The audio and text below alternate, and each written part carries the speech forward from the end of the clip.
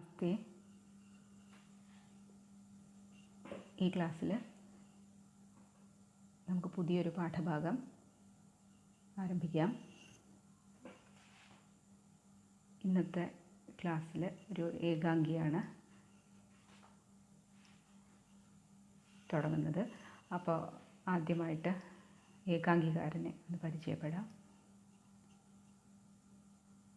വിനോദ് റസ്തഗി. വിനോദ് റസ്തഗി കേട്ടിട്ടുണ്ടാവില്ല അങ്ങനൊരു പേര്. വിനോദ് റസ്തഗി. വിനോദ് റസ്തഗിയുടെ ബഹു കി വിധ, ബഹു കി വിധ എന്ന ഏകാംഗിയാണ് നമ്മളിനി പഠിക്കാൻ പോകുന്നത്. അപ്പോൾ അതിന് മുൻപായിട്ട് വിനോദ് റസ്തഗി എന്ന എഴുത്തുകാരനെ കുറിച്ച് ഒന്ന് പരിചയപ്പെടാം. विनोद रस्तगी कुरिച്ച് പറയുന്നത്, आधुनिक हिंदी के आदर्शवादी रचनाकार है विनोद रस्तगी.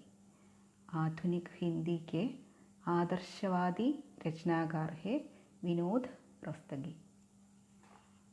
आपने समाज और समाज के आधार में प्रतिष्ठित पारिवारिक जीवन पर निगरानी रखते हुए वे त्रुटियों का अलग पहचान करते हैं. आपने समाज के आधार में प्रतिष्ठित पारिवारिक जीवन पर निगरानी रखते हुए त्रुटियों का अलग पहचान करते हैं. उन्हीं को उन्होंने अपनी रचनाओं का विषय बनाया है. उन्हीं को उन्होंने अपनी रचनाओं का विषय बनाया है.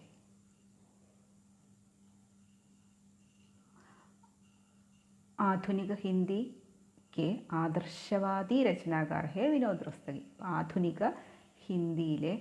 ആധുനിക ഹിന്ദി സാഹിത്യത്തിലെ ആദർശവാദിയായ എഴുത്തുകാരനാണ് വിനോദ് റസ്തഗി. മാത്രമല്ല അദ്ദേഹം സമാജ് കെ ആധാർ, സമൂഹത്തെ അടിസ്ഥാനമാക്കി നിലകൊള്ളുന്ന പാരിവാരിക് കുടുംബ ജീവിതം, സമൂഹത്തെ ആധാരമാക്കി, സമൂഹത്തെ അടിസ്ഥാനമാക്കി നിലനിന്നു പോരുന്ന കുടുംബജീവിതം, ഇതിനെയൊക്കെ ആധാരമാക്കി ആ കുടുംബജീവിതത്തിൽ അല്ലെങ്കിൽ ആ കുടുംബ ബന്ധങ്ങളിൽ ഉണ്ടാകുന്ന ത്രുടിയും, തെറ്റുകൾ, കുറ്റങ്ങൾ, അതിനെയൊക്കെ അലഗ് പഹച്ചാൻ വേറിട്ട് അദ്ദേഹം എടുത്തു കാണിച്ചുകൊണ്ട് വായനക്കാരിലേക്ക് ആ കാര്യങ്ങൾ എത്തിക്കുന്നുണ്ട്. അതിനൊക്കെ പ്രത്യേകമായിട്ട് അദ്ദേഹം എടുത്ത് അല്ലെങ്കിൽ വേർതിരിച്ചു വെച്ച് വായനക്കാരിലേക്ക് എത്തിച്ചു തരുന്നു. അങ്ങനെയുള്ളൊരു എഴുത്തുകാരനാണ് വിനോദ് റസ്തഗി. മാത്രമല്ല ഈ കുടുംബ ബന്ധങ്ങളെയും കുടുംബജീവിതത്തെയും ഒക്കെയാണ് അദ്ദേഹം അപ്നി രചനാവും കാ വിഷയ് ബനായ, തൻ്റെ രചനകൾക്കുള്ള വിഷയമാക്കിയിട്ടുള്ളത്. തൻ്റെ കഥകളായിരുന്നാലും ഏകാംഗിയായിരുന്നാലും ഒക്കെ കുടുംബ ബന്ധങ്ങൾ, കുടുംബജീവിതം, ഈ കാര്യങ്ങളാണ് അദ്ദേഹം തൻ്റെ എഴുത്തിന് വിഷയമാക്കിയിട്ടുള്ളത്. മാത്രമല്ല रंगमंच का उचित ध्यान रखते हुए नाटक की रचना करने वाले साहित्यकारों में विनोद रस्तगी का महत्वपूर्ण स्थान है. रंगमंच का उचित ध्यान रखते, അതായത് രംഗമഞ്ച്, വേദി, സ്റ്റേജ്, ഒരു ഏകാംഗി ഒരു വേദിയിൽ അവതരിപ്പിക്കുമ്പോൾ ആ വേദിക്ക് അല്ലെങ്കിൽ ആ സ്റ്റേജിന് വളരെ പ്രാധാന്യം കൊടുത്തുകൊണ്ട് നാടകം എഴുതുന്നവരിൽ, അങ്ങനെയുള്ള സാഹിത്യകാരന്മാരിൽ വിനോദ് റസ്തഗിക്ക് വളരെ മഹത്വപൂർണമായ ഒരു സ്ഥാനമാണ് ഉള്ളത്. ആപ്കാ ജന്മ ഇൻദൗർ മേം ഹുവാ ഥാ. ഇനി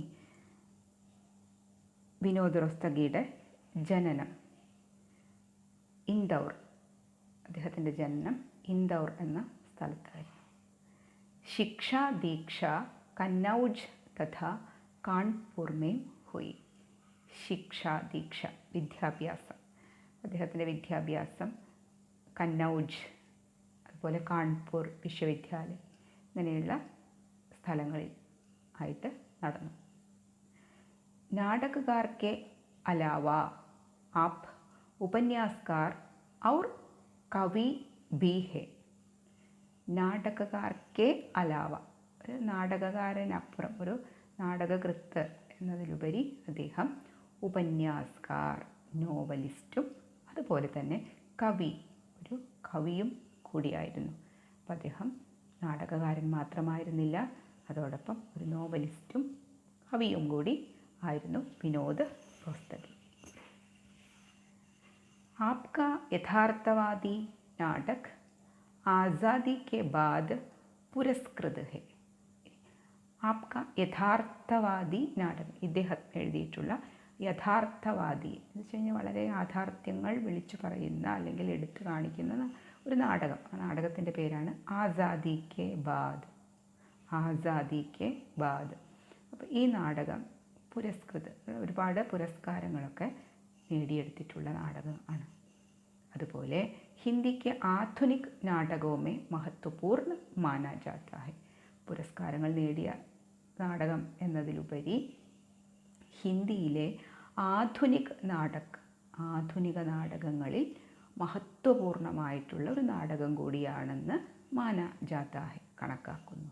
അപ്പോൾ അദ്ദേഹത്തിൻ്റെ ആ നാടകം ആസാദി കെ ബാദ് എന്ന നാടകം വളരെ മഹത്വപൂർണ്ണമായിട്ടുള്ളതാണ്. മാത്രമല്ല അത് പുരസ്കാരങ്ങൾ കരസ്ഥമാക്കിയിട്ടുള്ളതും ആണ്.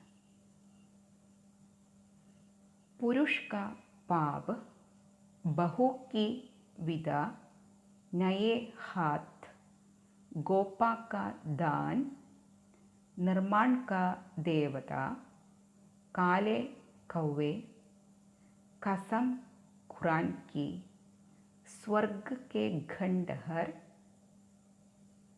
आपके उपन्यास और जिंदगी के गीत काव्य संग्रह है. ഇനി പറയുന്ന കുറേ പേരുകൾ: പുരുഷ് കാ പാപ്, അതുപോലെ ബഹു കി വിദ, നയേ ഹാത്ത്, ഗോപാ കാ ദാൻ, നിർമാൺ കാ ദേവത, കാലെ കൗവേ, കസം ഖുറാൻ കി, സ്വർഗ കെ ഖണ്ഡഹാർ. അദ്ദേഹത്തിൻ്റെ ഉപന്യാസ്, നോവലുകളും ജിന്ദഗി കെ ഗീത് എന്നത് കാവ്യ സമാഹാരവും ആണ്. रेडियो एकांगी नाटक लिखने में भी आप സിദ്ധഹസ്ത് ഹെ. റേഡിയോ നാടകങ്ങളൊക്കെ എഴുതുന്നതിൽ ഇദ്ദേഹം സിദ്ധഹസ്ത്, വളരെ വൈദഗ്ധ്യമുള്ള, വളരെ കഴിവുള്ള എഴുത്തുകാരൻ കൂടിയാണ്. आपके कतिपय एकांगियों का अनुवाद गुजराती में हो चुका है.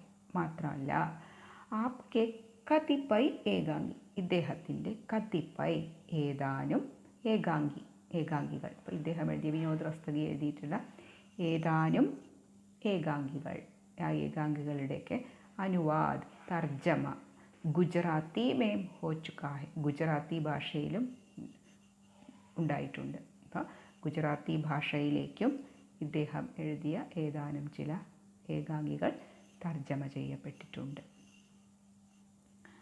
അപ്പം ഇങ്ങനെയൊക്കെ ഉള്ള പ്രാഗൽഭ്യം അല്ലെങ്കിൽ കഴിവ് തെളിയിച്ചിട്ടുള്ള എഴുത്തുകാരനാണ് വിനോദ് റോസ്തഗി.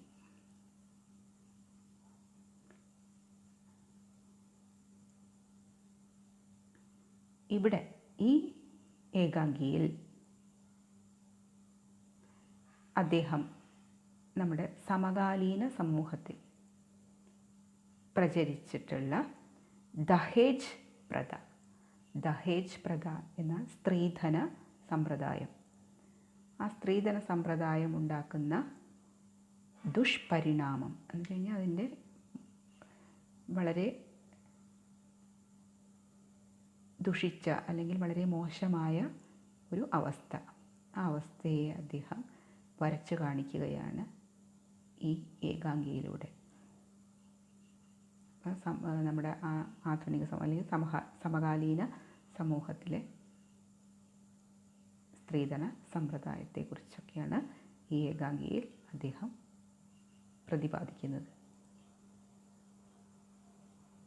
അപ്പം ഇതിൽ ഈ ഏകാംഗി വായിച്ചു കഴിയുമ്പോൾ, പഠിച്ച് അല്ലെങ്കിൽ മനസ്സിലാക്കി കഴിയുമ്പോൾ, ഇത് വായിച്ചിട്ടുള്ള ഓരോ വായനക്കാരനും ആ ഒരു വ്യവസ്ഥിതിയെക്കുറിച്ച് ഒന്ന് മാറി ചിന്തിക്കും എന്നതാണ് അദ്ദേഹം പ്രത്യാശിക്കുന്നത് അല്ലെങ്കിൽ പ്രതീക്ഷിക്കുന്നത്.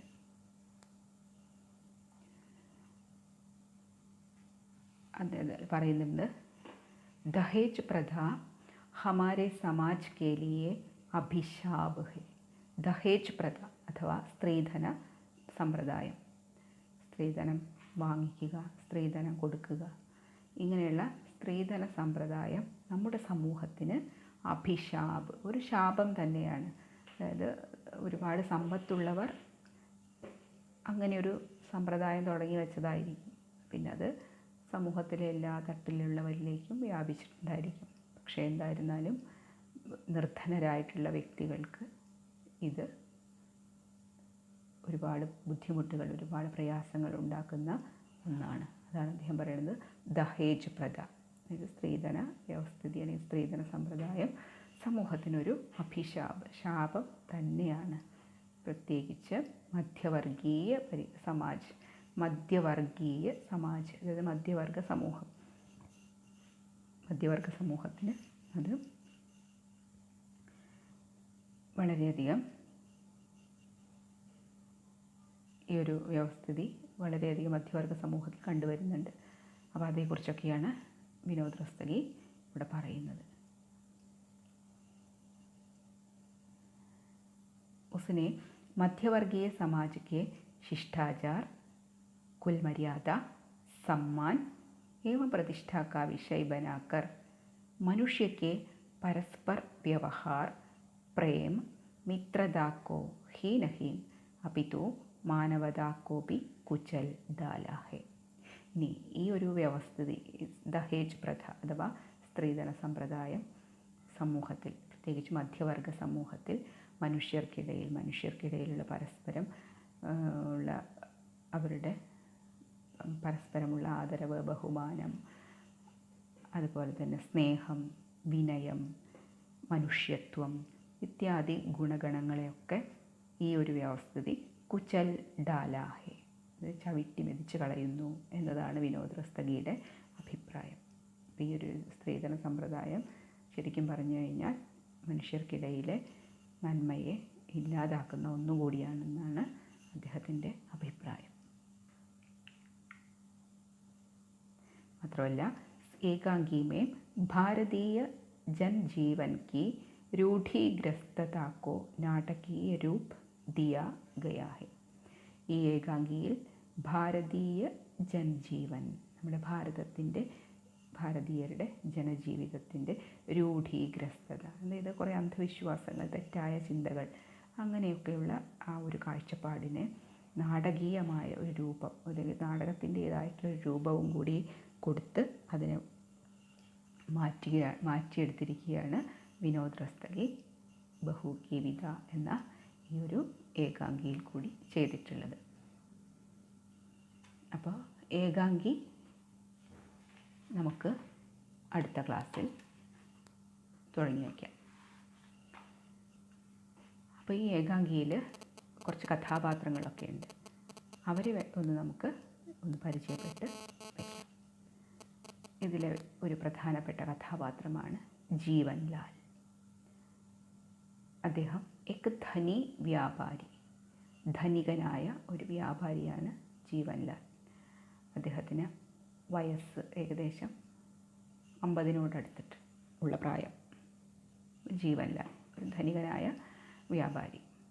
പിന്നെ അടുത്തൊരു കഥാപാത്രം രാജേശ്വരി, അത് ജീവൻലാൽ കി പത്നി, ഈ ജീവൻലാലിൻ്റെ ഭാര്യയാണ് രാജേശ്വരി. അവർക്ക് പ്രായം ഏകദേശം 45 വയസ്സ്. പിന്നെ രമേശ്, അടുത്തൊരു കഥാപാത്രമാണ് രമേശ്. രമേശ് ജീവൻലാൽ കാ പുത്ര. ഇതിലെ വ്യാപാരിയായ ജീവൻലാലിൻ്റെ പുത്രൻ, മകനാണ് രമേശ്. രമേശിന് ഏകദേശം 23 വയസ്സ് പ്രായം. പിന്നെയുള്ളൊരു കഥാപാത്രം കമല. കമല രമേശ് കി പത്നി. രമേശിൻ്റെ ഭാര്യയാണ് കമല. വയസ്സ് ഒരു 19-20 പ്രായം. പിന്നെ ഉള്ളൊരു കഥാപാത്രം പ്രമോദ്. പ്രമോദ് കമല കാ ഭായി, കമലയുടെ സഹോദരനാണ്. അദ്ദേഹത്തിനും ഈ രമേശിൻ്റെ അതേ പ്രായം തന്നെയാണ്. അപ്പോൾ ഇവരൊക്കെയാണ് ഏകാംഗിയിലെ കഥാപാത്രങ്ങൾ. അറിയാം, ജീവൻലാൽ ധനികനായിട്ടുള്ള വ്യാപാരി, വയസ്സ് 50-ൻ്റെ അടുത്ത്. പിന്നെ രാജേശ്വരി, ജീവൻലാലിൻ്റെ ഭാര്യ, ഏകദേശം 45 വയസ്സ് പ്രായമുണ്ട്.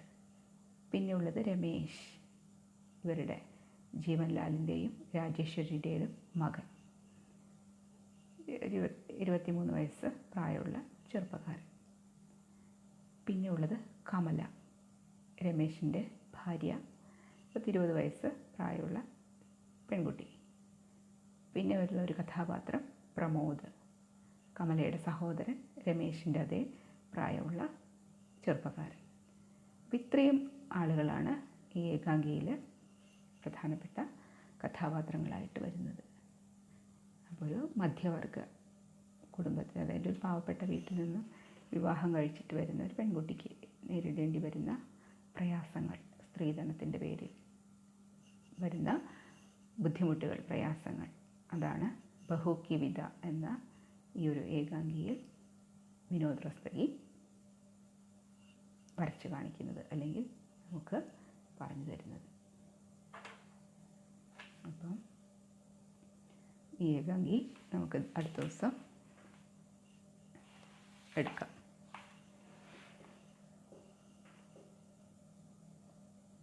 അപ്പം ഇന്നത്തെ ഈ ഒരു ഏകാംഗികാരനെ കുറിച്ചിട്ടുള്ളൊരു പരിചയപ്പെടുത്തൽ, വിനോദ് റസ്തഗിയെ കുറിച്ചിട്ടുള്ളൊരു പരിചയപ്പെടുത്തൽ ഒന്ന് നന്നായിട്ട് കേട്ട് മനസ്സിലാക്കുക, നന്നായിട്ട് ശ്രദ്ധിച്ചൊന്ന് കേൾക്കുക. ഇദ്ദേഹം ഇന്നത്തെ ആധുനിക, അല്ലെങ്കിൽ ഇന്നത്തെ ഈ സമൂഹത്തിൽ, സമകാലീന സമൂഹത്തിൽ നടക്കുന്ന ഇതുപോലുള്ള സമ്പ്രദായങ്ങൾക്കെതിരെ വിരൽ ചൂണ്ടുകയാണ്. അതിൻ്റെ ആ ഒരു തെറ്റുകളിലേക്ക്, അല്ലെങ്കിൽ അതുമൂലം ഉണ്ടാകുന്ന പ്രയാസങ്ങളിലേക്ക് വിരൽ ചൂണ്ടുകയാണ്, അല്ലെങ്കിൽ വായനക്കാരെ കൊണ്ടുപോവുകയാണ് ചെയ്യുന്നത്. അപ്പോൾ അദ്ദേഹത്തിൻ്റെ മിക്ക രചനകളിലും ഇങ്ങനെയൊക്കെയുള്ള കുടുംബ ബന്ധങ്ങൾ, അതിലുണ്ടാകുന്ന പ്രയാസങ്ങൾ, അതൊക്കെയാണ് വിനോദ് റസ്തഗി തൻ്റെ മിക്ക രചനകൾക്കും വിഷയമാക്കി എടുത്തിട്ടുള്ളത്. മാത്രമല്ല, ഇദ്ദേഹം ഒരു അധ്യാപകനും കൂടിയായിരുന്നു വിനോദ് റസ്തഗി. അദ്ദേഹം ഏകദേശം ഒരു 34 വർഷം വരെ അധ്യാപകനായിട്ട് ജോലി ചെയ്തിട്ടുമുണ്ട് എന്നാണ് പറയുന്നത്. ഇദ്ദേഹം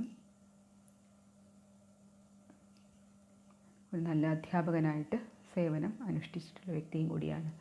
അതോടൊപ്പം തന്നെ അദ്ദേഹം ഹിന്ദി സാഹിത്യം അദ്ദേഹത്തിൻ്റെ രചനകൾ കൊണ്ട് വളരെയധികം സമ്പന്നമാക്കിയിട്ടുള്ള എഴുത്തുകാരനും കൂടിയാണ്.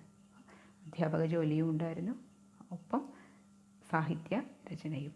അപ്പോൾ അതുകൊണ്ട് തന്നെ അദ്ദേഹം തൻ്റെ രചനകളിൽ കൂടി ഹിന്ദി സാഹിത്യ രംഗം വളരെ സമ്പന്നമാക്കിയ എഴുത്തുകാരനും കൂടിയാണ്.